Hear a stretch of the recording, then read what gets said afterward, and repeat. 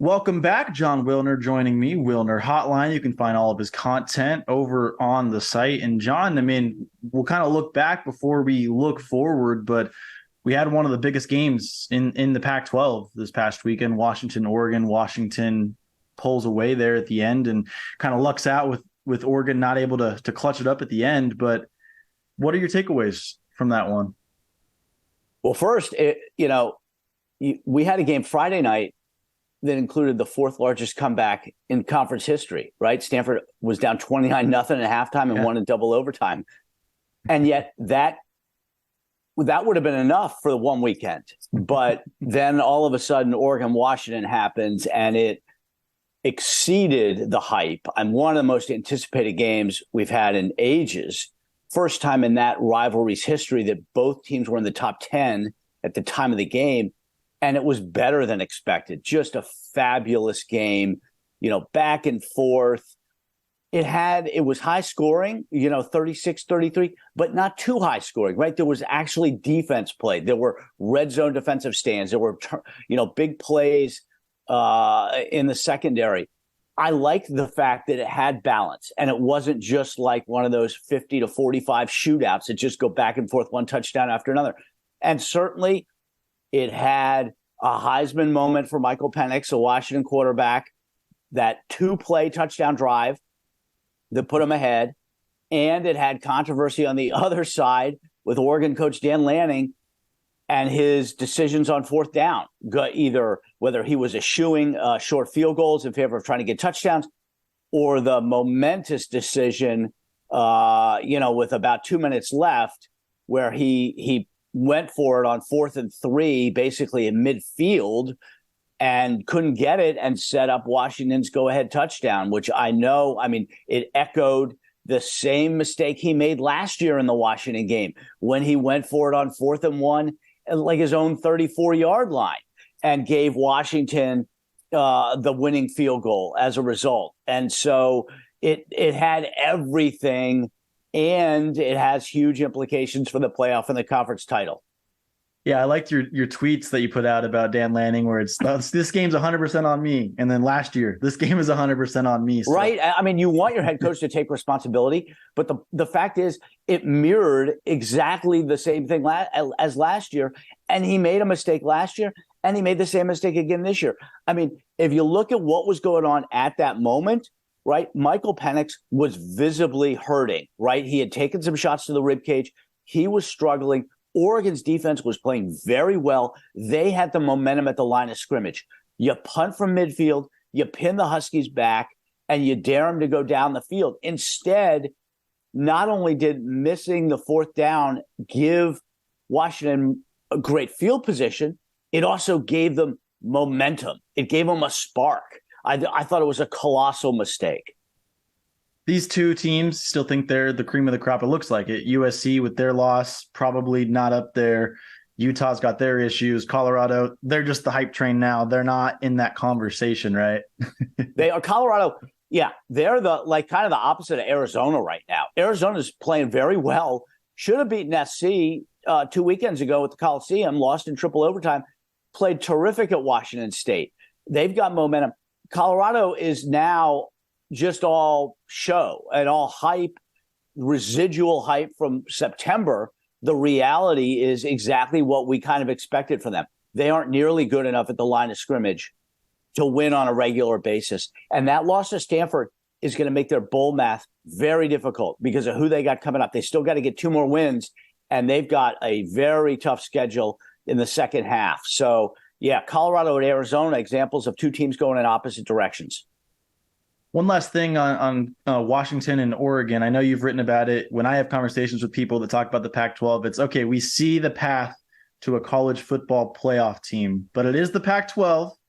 You never know what's going to happen. It's the last year. All kinds of Pac-12 type things could happen. But do you see Washington or potentially Oregon actually getting the job done and finding a way to get a berth, or maybe even possibly 2? I know that is something that could, not likely, but could happen. The Pac-12 to get 2 in, that is a tough needle to thread because part of it depends on what happens everywhere else, right? Mm-hmm. That means that if Pac-12 is getting 2 in, that means there's only 2 other playoff-worthy schools in the rest of the country, right? And that's hard to believe when you combine Georgia, Michigan, Ohio State, Florida State, Oklahoma, right? Out of that group, there's probably going to be 3. I do think, and I've thought from the outset, that Washington was a playoff team this year. And could Oregon make it? Yeah. I think the winner, if the Pac-12 produces a one-loss champion, that team's getting in. The conference is too good. That team will be ranked high enough to get in. Question is, can somebody get through with only 1 loss or 0 losses? Oregon now has no margin for error, right? That's the biggest outcome from that game Saturday. Washington's situation hasn't really changed. They were on track for a playoff bid, and they still are.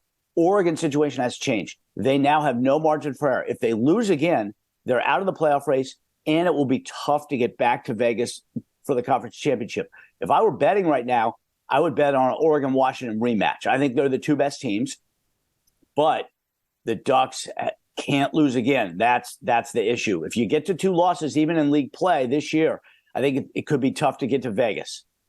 That's the issue in the Pac-12 in recent years. It's other teams kind of gouging. You see, a team like Colorado on track for a bowl berth, and then Stanford comes in and beats them, and now that might be one less bowl team in the Pac-12, and that could happen at the higher levels as well. Absolutely. It's eat your own every year. One last thing there, too, before we move on, I want to talk Arizona as well. But Michael Penix, Caleb Williams on track for Heisman's. Caleb Williams falls a little bit. Penix rises. Do you think Penix has a legit shot to win the Heisman this year? I do. I think he's the front runner right now.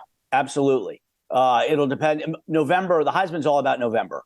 And he's going to have the platform. He's got the momentum now. He's going to have the big games in November and into early December to win it. If he plays well enough and they keep winning, I think he's got a great chance.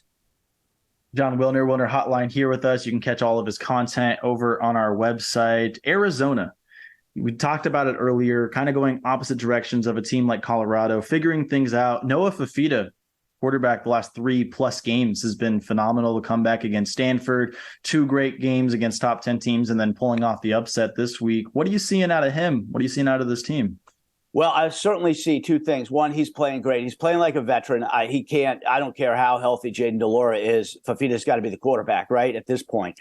And I see a defense that's greatly improved over last year, much better than expected, and is capable of leading Arizona into a bowl game, right? It's still going to be a little tough.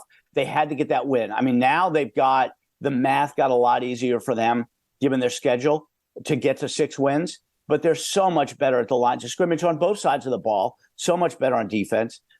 And Fifita has not made the mistakes that you would expect from a freshman or that you'd expect from Delora, frankly. I mean, Delora makes a lot of mistakes for a veteran. And they got a running game. They got balance on offense. They got good lines of scrimmage. They got defense that doesn't allow a lot of big plays. I mean, they were close to beating SC. They could be 5-2 right now. So they're playing really well. They are a big surprise at this point. They are on the short list of biggest surprises in the conference. Are you surprised at all that Jedd Fisch, now going into a bye week, maybe he will finally make an announcement, but that he hasn't officially announced Fifita as the starter? Do you think it's a case of, well, Delora was our captain going in and all of this? I even read the moment and watched the moment where Delora got a snap at the end, and maybe that was finally the passing of the torch to Fifita. What do you make of that? Because I hear chatter around town with different commitments. I'm plugged into the high school scene, and a lot of them are kind of confused by that. It kind of makes them wonder why someone wouldn't commit to a quarterback who's played the way he has the last 2 years. I mean, I think a lot of that's internal dynamics. It's trying to respect Delora because I think Delora is pretty well liked. Mm-hmm. And also knowing that you had that bye week, right? You could get by these last couple games kind of pinning it on Delora's injury and recovery. Now you got the bye week. It's time to pass the torch, no doubt about it. And it can be cleaner now that you have 2 weeks to do it, rather than when you're in the constant grind of one game after another. But I think a lot of it has to do with just respecting the veteran and Delora's role in the locker room, making sure all your internal dynamics are in place before you go public with it, right? Because you don't want to go public. You don't want to get out ahead of your locker room. You got to take care of in-house first. Now he's got 2 weeks to do that.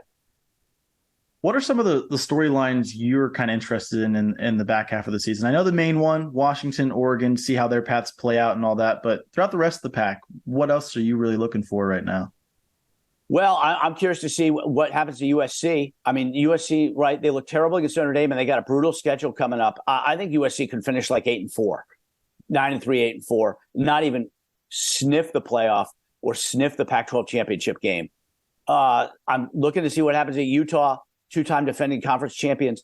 Is Cam Rising going to get on the field, or is he just not playing this season? And if he does return, how many weeks is it going to take him to get back to close to 100%? That will have a big impact. Oregon, Utah, they play SC. They also play Oregon.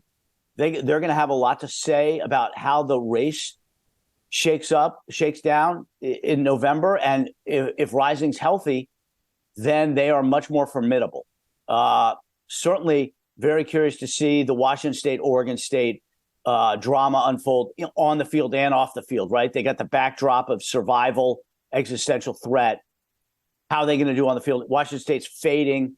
Oregon State could end up playing in Las Vegas. They're very good.